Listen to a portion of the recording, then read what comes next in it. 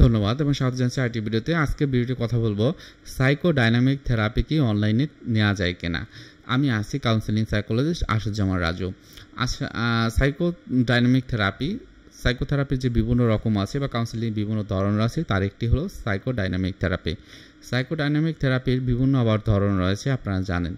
এখন সাইকোডাইনামিক থেরাপির ক্ষেত্রে কী হয় যে একটা যদি ওরকম হয় যে সে যদি ফেস টু ফেস আসে, যেমন আমি যদি একটা বলি যে মনে করেন 2 চেয়ার টেকনিক, এটা কাউকে করানো হলো, তখন কি হয় যে দুটো চেয়ার সামনাসামনি রেখে তার যে প্রসেস আছে, আমাদের যে প্রসেস আছে, অনেক সময় ইগো মেকানিজম আমরা করি, টিএ বা ট্রানজিশন অ্যানালাইসিসের ভিতরে আছে যে তার বিভিন্ন যে ইগোগ্রাম করার মাধ্যমে তার একটা ইগোগ্রাম থেকে তাকে কথা বলানো।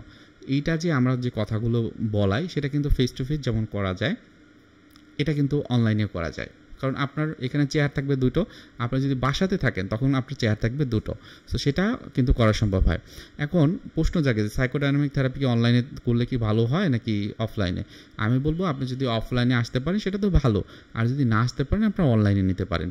কারণ অনলাইনে যদি সাইকোডাইনামিক থেরাপি নেন, শুধুমাত্র সাইকোডাইনামিক থেরাপি দিয়েই যে সকল রকমের চিকিৎসা করা হয় মানসিক রোগের, সেটা কিন্তু না। অনেক সময় সাইকোডাইনামিক থেরাপির সাথে আপনার হয়তো বা সিবিটি বা কগনিটিভ বিহেভিয়ার থেরাপি দরকার হয়, তখন কিন্তু সেটাই করতে হয়। আবার অনেক সময় কি হয় যে অনন্য যে থেরাপির টেকনিকগুলো আছে, আপনারা হয়তো অনেকে জানেন না যে TA transition analysis, gestalt psychotherapy, existential psychotherapy, সেগুলো কিন্তু আমাদের অনলাইনে কিন্তু করানো সম্ভব হয়। আপনারা EMDR, eye movement desensitisation and reprocessing, সেটাও কিন্তু বলা হয়ে থাকে যে এটাও অনলাইনে সম্ভব হয়ে থাকে।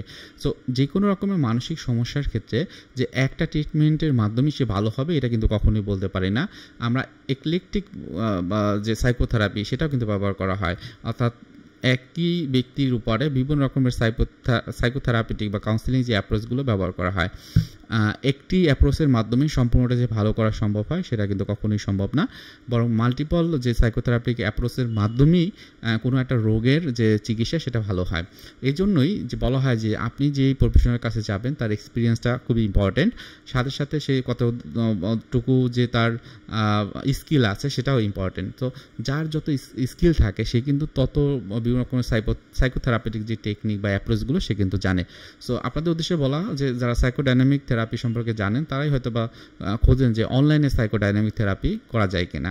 আমি বলবো সেটা আপনি অনলাইনে চেষ্টা করতে পারেন এবং সেটা সম্ভব হবে। শুধুমাত্র সাইকোডাইনামিক থেরাপি যে নিতে হবে ব্যাপারটা এরকম না। আপনার প্রবলেমগুলো আইডেন্টিফাই করা, অ্যাসেসমেন্ট করে প্রফেশনাল যে কাউন্সেলিং সাইকোলজিস্ট থাকবেন তিনি যেভাবে বুঝবেন যে আপনার থেরাপিটা এইভাবে হবে, সে সেভাবেই করবে। সো অবশ্যই আপনারা অনলাইনেও সাইকোডাইনামিক থেরাপি বা সিবিটি থেরাপি বা টিএ থেরাপি যেটাই নেন না কেন সেটা আপনি নিতে পারবেন। সো আশা করি বুঝতে পেরেছেন। আজকে ভিডিওটি এখানে রাখছি। সবাই ভালো থাকেন, সুস্থ থাকেন। আসসালামু আলাইকুম।